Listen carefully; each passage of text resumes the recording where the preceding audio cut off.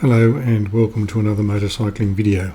It's October 2024 and the information I'm going to give you relates to October 2024 and some years leading up to then. And I'm just riding around Goulburn while I'm talking about the matter of motorcycle deaths.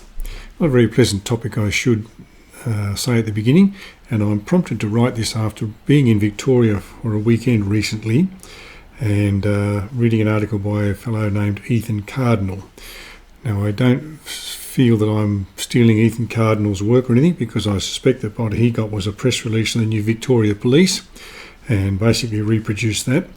But also I think that many people don't read newspapers these days, and in any case this article is a subscriber only, but I think the information is worth talking about, and I'm going to use it to make some comments about motorcycling. So I hope you find it interesting. If not, turn the volume down and just enjoy the scenery. Okay, so the information I have to impart from Victoria Police is that as of September 30th, 2024, there have been 52 motorcycle deaths in Victoria. That's a significant increase over the last calendar year of 2023, when there were 53 for the whole year. The 5-year average is 32.8. This is the highest number of deaths between January and September in 10 years. According to the press release from the police, 60% were multi-vehicle accidents, most at intersections where failure to give way to the other party was the cause of the accident. Excessive speed was a major factor in accidents where the rider was at fault. 22 of those deaths were on regional roads, which is up from 10 in 2023. Midday to 6 p.m. on a weekend was the most dangerous time to be a motorcyclist, apparently, which seems to indicate that most of the motorcyclists were what we might call weekend warriors, who were just out for a ride on the weekend, recreational riding, as they say, rather than commuter riding, and were hoping to just get home to their family after a ride with their mates or something like that. The most represented group were 18 to 25-year-olds with 16 deaths. Next were the 36 to 45-year-olds with 11 deaths. 90% of the deaths, according to this press release, were males. Now, digging into that a bit further, I found some more information from the Traffic Accidents Commission. Now, the Traffic Accidents Commission, or TAC as it's called, is the statutory authority which issues compulsory third-party insurance in Victoria. They say in the last 5 years, and this is some pretty sobering statistics, in the last 5 years, 200 motorcyclists and pillion riders have been killed on Victorian roads. So that is in the period between 2019 and 2024, 200 motorcyclists or pillions have been killed. 96% of those were males. Now that works out an average of about 40 a year. Right? 96% were male. 57% of those were over 40. 28% were over 60. 57% of those crashes and deaths occurred in metropolitan Melbourne. So not on the open roads where people were speeding and doing all sorts of crazy stuff, but on metropolitan roads in metropolitan Melbourne. 38% of the deaths occurred on roads where the speed limit was 60 or below. 64% of the crashes involved another vehicle. 44% of those were at intersections. 35% of the deaths were on roads where the speed limit was 100 kilometres or more. There were 52% which were single vehicle accidents. 28% of those involved a head-on collision, either overtaking or excessive speeding. So, as I say, some pretty sobering statistics. 40 riders and pillion passengers a year in Victoria who are not going home after a weekend ride with their mates. Mostly, as I said, 96% were male, so they're mostly blokes who are out riding on the weekend perhaps and had a nice lunch with their friends, told a few war stories, and then they're off on the way home. And 40 a year are not going to get home. So those are the sobering statistics. Now a little bit about motorcycling. Motorcycling and motorcyclists, I believe, generally accept that it is an inherently dangerous activity. You have two very small contact patches with the road. You have no crumple zones, no airbags, no ADAS. is just yourself and the open road, and motorcyclists accept that. That's one of the reasons that they ride motorcycles, because of the joy of being out in amongst the elements with the wind in your hair and so forth. But nevertheless, it is a machine that's as capable of travelling as fast, if not faster, than cars. It's full of combustible liquid, and it has a transmission and an engine and a way of transmitting that power from the engine through the transmission to the wheels to make the thing go. And so it's not like a bicycle. In other words, when it needs to go, there's a lot of movements, a lot of skills required. There's a clutch, there are front and rear brakes. One's operated by the hand, the other one's operated by the foot. There's a transmission shifter, not like a gear lever in your car, but usually a foot shifter that's got to be operated to work your way through the transmission. And so when a motorcyclist has to make a stop, and a sudden stop, they have to do just about all the things that you have to do in your car if you have a manual car. So shift down through the gears, operate the brakes, bring the car to a steady stop, bring the bike to a steady stop without it tipping over. But they've only got 2 contact patches. They don't have any airbags. They don't have any ADAS to help them do those things. Some bikes have traction control and some have ABS, but most don't.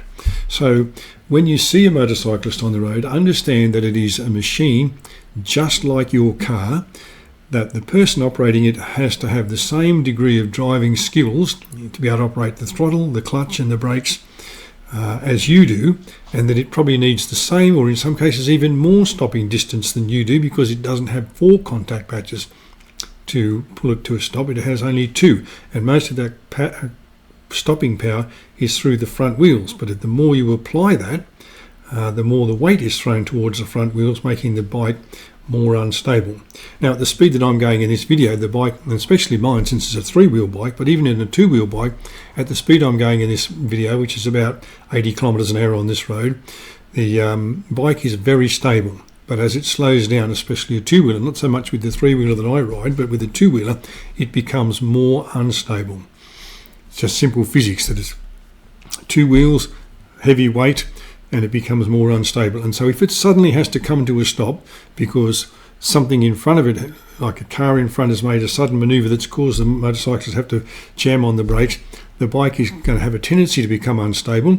The weight is going to be thrown forward over the front wheels, and then when that weight's got to go somewhere, after it rebounds, the bike is going to tend to go sideways and fall over. Now, motorcyclists aren't asking you as car drivers for anything special. They're just asking for the same considerations as you would give each other or give other car drivers. Motorcyclists pay registration for their vehicles, they pay fuel tax, they pay compulsory insurance premiums just like you do, they pay comprehensive insurance premiums, and in most cases their premiums are probably higher than yours because motorcycling is inherently more dangerous than you, and therefore the accidents are more catastrophic. So this part of the video is about the things that drivers can and should be doing. As I said, motorcyclists aren't asking for anything special. They're not asking for favours. They're just asking for the same consideration as you ought to give every other road user. And all of that begins before you set off in your car. If you have a modern car with an infotainment screen and a bunch of ADAS, that is advanced driver assistance systems, such as lane keeper assist and speed sign alert and rear pedestrian warning monitor and all that sort of stuff. If you have all those things and they're generally operated through a screen, then you now have to be in a position when you get in your car of doing almost a pre-flight check and saying, well, which of these things do I not want to be operating while I'm driving, and turn them off before you go. Now, the reason I'm saying that is because you can leave them on, but if you decide you don't want them, then turn them off before you go, because once you get in the car and start fossicking around trying to find the right icon and then drill down through the menus like you do on the infotainment screens, which is just like giant iPads, you are taking your eyes off the road to make sure you found the right icon, to make sure you found the right menu, to then make sure you found the right item, and to make sure you tap the right thing on or off or whatever it is. And your eyes can be off the road for up to 10 to 12 seconds. Depending on how fast you go, that's an awful lot of distance to cover. And whenever your eyes are off the road, you're not paying attention to anyone else who is there on the road, and is likely to be vulnerable. So first of all, get in the car, do the pre-check, turn off the things that you want turned off, get the temperature right if possible. I understand that those things cannot be just set and forget sometimes, but try and get all that stuff done before you start driving. Queue up the entertainment that you want so that you've got the podcast or the music or the audio book or whatever it is you want, so that you're not fossicking around, fiddling around with the screen, looking for those things once you start driving. Now, your car might be like mine, which is a 2010 Toyota Camry, and it doesn't have an infotainment screen. It doesn't have a whole bunch of ADAS. But nevertheless, before you get in the car, get the music going, get the temperature set and so on, so that you can concentrate on the road. Then when you're on the road, pay attention to the road. Now that sounds sort of stating the obvious, because it is the obvious. That means look through the windscreen and look at what's ahead of you, but also look in your mirrors, both wing mirrors and the rear vision mirror, to see what's behind you.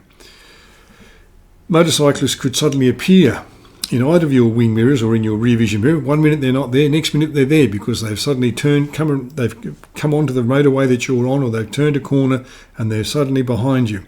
If you're on a multi-lane highway or road of some sort, keep monitoring which your wing mirrors, to see if what is in your wing mirrors, what is behind you, what is in either lane, the lanes either side of you.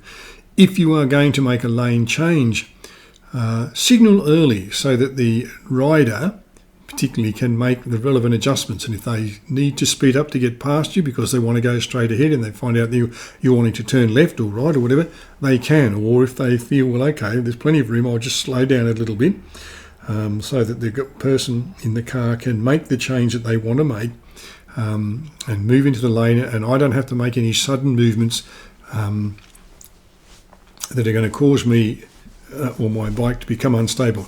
Now, while I'm saying all these things, I'm not by any means suggesting that motorcyclists have no responsibilities in this matter. They do, and I will talk about those either in this video or in the next video.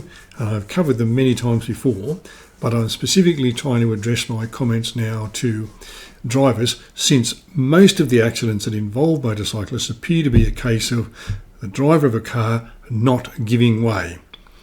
And I made that point about a motorcycle is not a bike. It cannot stop as quickly like a bicycle can. It requires reaction time and stopping distance just as much as your car does, depending on the speed it's going. So the next thing to do is, when you come to an intersection, if the give way sign is facing you, then give way. What does that mean? It means that if there's somebody on the right or left of you that doesn't have a give way sign on them, they have the right to go through the intersection. That doesn't mean, well, I'm almost there, so I'll just zoom through and I can see that motorcyclist 10 metres up the road or 20 metres up the road or whatever, and I can get through before them. It means stop, give way, let the motorcyclist get through. Because if you just zoom through without giving way, and the motorcyclist now sees you and thinks, well, I've got to slow down now, I've got to start working down through the gears, I've got to start working the front and rear brake, I've got to work the throttle, I've got to try and keep the bike upright, and I've got to be careful not to run into this bloke, because it's the person in this car, because as soon as I run into them, I'm going to come off second best. The bike's going to be damaged, but worse, I'm probably going to end up flying over the car and on the road on the other side of the car. So when you come to an intersection where there's a give way sign that's facing you, give way. Look in both directions. If there's a motorcyclist coming, let them go through. That's what a give way sign means. If you're coming up to a red light, don't think to yourself, well, I can just get through before the light changes red, it's already orange and I can just race through. Because again, the motorcyclist is looking at the other side of the intersection where the light's about to change green and they think they've got the right of way. They drop the clutch and they open the throttle and they're tearing through the intersection, only to see you coming the other way, going through the red light. Again, they're going to end up T-boning you somehow, or you're going to end up T-boning them, and the motorcyclist is always going to come off worse. Simple fact of the matter. My motorcycle, for example, is a 450 kilogram bike, and it's a fairly solid looking thing, but at a minimum a car weighs about a tonne. So a car travelling at, let's say, even 30 or 40 kilometres an hour, weighing 1 tonne or 1,000 kilograms, is going to do a hell of a lot more damage than a motorcycle travelling at the same speed. And mine is one of the larger motorcycles in terms of mass. The smaller sports bikes and so on obviously weigh much less, and therefore when you hit them, the damage is going to be catastrophic to the bike and possibly to the person riding it. So you come to the intersection, you're on a give way sign, give way. If you're on a roundabout and you see someone coming the other way, the rule in New South Wales, as far as I can determine, and I'm not a lawyer, but as far as I can determine, the rule in New South Wales is that the vehicle on the roundabout goes first. There's no give way to the right. It is the vehicle on the roundabout goes first. So if you're about to enter the roundabout and you see somebody coming in another direction, especially to your right, then look over in their direction. Try and make some eye contact with them. Make a judgment, but a sensible judgment about whether you can get through the onto the roundabout and round past where that other driver is going before they get onto the roundabout, rather than just race through the roundabout and have the motorcyclist again face a potentially fatal or catastrophic injury. It goes without saying, but the fact that it goes without saying, and I'm going to say it anyway, don't drink and drive, don't take drugs and drive, because your ability to ride or to drive your car is impaired. We know that. The law says if you're over 0.05 or 0, whatever the limit is, I think it's 0.05, but if the law says if you're over 0.05, your ability to drive your motor car is impaired. It says there are no safe levels of drugs that you can drive your car with. It just says you can't have those things in your system. So if you're a person who's into recreational drug taking, that's entirely your business. But do it at home and don't get in your car when you do it or after you've done it, because you are not going to be able to drive your car safely, and you might well be the person who contributes to the next one of these 96% of males, 200 riders and pillions who don't go home to a family after a weekend or a day out with their mates, having a ride, having some lunch, telling some war stories and riding home and thinking, I'm just going to get home to the kids tonight and, we'll watch a movie together or whatever. You could contribute to one of those people not getting home because you are driving with an impairment to your ability to manage your car. Now, given that most of these 57% of these accidents occurred in metropolitan Melbourne, and on roads where the speed limit was less than 60, that still means that when you're driving in a city or an urban environment, you need to be extra alert, because the roads in some cases are much narrower, because often there are cars parked on either side of the road, and then people suddenly come in and out of driveways. So if you're backing your car out of a driveway, just take a moment before you enter the road to make sure that it is clear in both directions, that a motorcyclist hasn't just suddenly pulled into your street and coming up the road at even 30 or 40 kilometres an hour, and you're just backing your four-wheel drive vehicle out of the driveway ready to go off to get the shopping or do whatever it is you're going to do for the day. Just take an extra moment to check the cameras or the infotainment screen, or however you get that information, side mirrors, wing mirror, rear vision mirror, whatever. Take an extra moment to do that before you back out into the street, because a motorcyclist could have turned into your street and could be travelling along at a reasonable speed, 30 or 40 kilometres an hour, within the speed limit for that street, not expecting you to come out of your driveway. Now, of course, if there is a driveway, we should all be riding with our heads up and our eyes alert and thinking, look, there's a bunch of driveways here, maybe I better adjust my speed. And so that's one of the things that the motorcyclists should do. And I will, as I said, I will talk about those things in another video. But most of these accidents, as I say, involve vehicles that have failed to give way to a motorcyclist. They involve accidents on roads where the speed limit is below 60 kilometres an hour. Yes, there are accidents that happen on roads where the speed limit is 100 kilometres or more. That's obviously out on the open road and on the freeways, and it's clear that in some cases the motorcyclist is at fault. Overtaking in the wrong place, for example. some of the head-on collisions could well be the cause of motorcyclists making a wrong decision and overtaking in the wrong place. It could equally be the case that a car driver has thought it's safe to overtake here. I can't really see all the way around the bend here, but the lines on the road say it's okay for me to overtake, so I'm going to overtake, not realising that a motorcycle may be coming around the other, around the blind part of the bend that you can't see. So one of the things that I've sort of talked about in a few videos regarding driver safety and so on is that I believe that there's this sort of covenant or agreement between everybody that's on the road that says we all want to get from where we are to where we're going and back home again. So I want to go from my home to whatever it is I'm going to do, whether it's go riding with my mates for the day or go down the shops or, make an appointment, fulfill an appointment of some sort. I want to do that thing. And then when I've done that, I want to get back on my bike and ride home again and get home to my family. And you want to do that in your car, and everybody else wants to do that. And if we all agree that we're going to ride according to the conditions, we're going to drive according to the conditions, we're going to obey the speed limit, we're going to take notice of the signs that tell us about how fast to drive around a particular bend or curve in the road, and we all do those things, then we probably all will get home safely. Now, I'm not saying these things and suggesting that I'm a goody two-shoes and I never drive a little bit too fast or find myself riding above the speed limit because I haven't been paying as much attention to the speed as I ought to have done. Those things happen to everybody. So my message there, of course, is monitor your speed. Keep most cars these days, or a lot of cars these days, have a heads-up display. Keep your eyes on the speedo. Have a speed alert in your car so that when you are above 110, the car starts beeping at you to tell you. Sometimes if you're using a phone GPS, it'll tell you that you're above the speed limit.